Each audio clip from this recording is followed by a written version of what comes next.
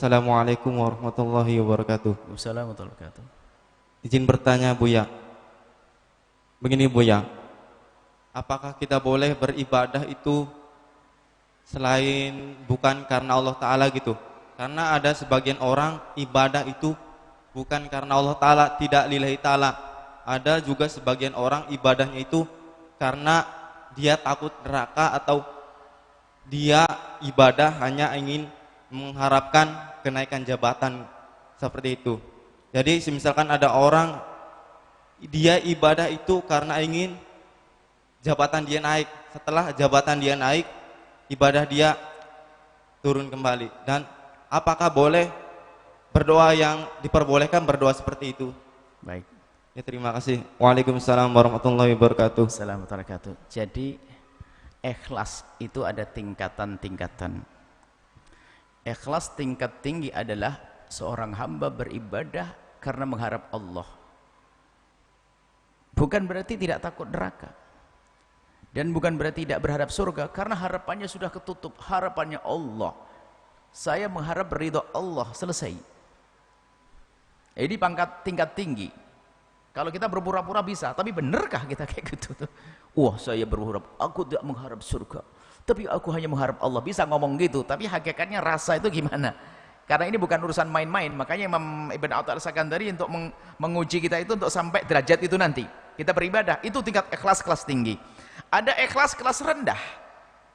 Di tengah-tengahnya banyak ini. Yang kelas rendah ada itu tadi, sholat duha biar dapat rizki. Rizkinya dari siapa? Masih dari Allah, lumayan. Yang nggak benar, saya sholat biar dikasih duit sama dia. Kan kurang ajar namanya. Jadi kalau sholat duha akan mendapatkan rezeki, masih tingkat ikhlas. Wong rezekinya mengharap dari Allah. Sholat hajat biar dapat jodoh karena jomblo sudah kelamaan, boleh, sah. Dia tingkatnya seperti itu. Kemudian dia beribadah akan mendapatkan surga, sah. Itu tingkat ikhlas juga.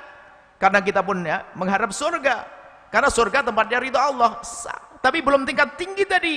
Ketika tinggi nggak bisa main-main tuh, nggak bisa. Orang pura-pura nggak bisa di situ.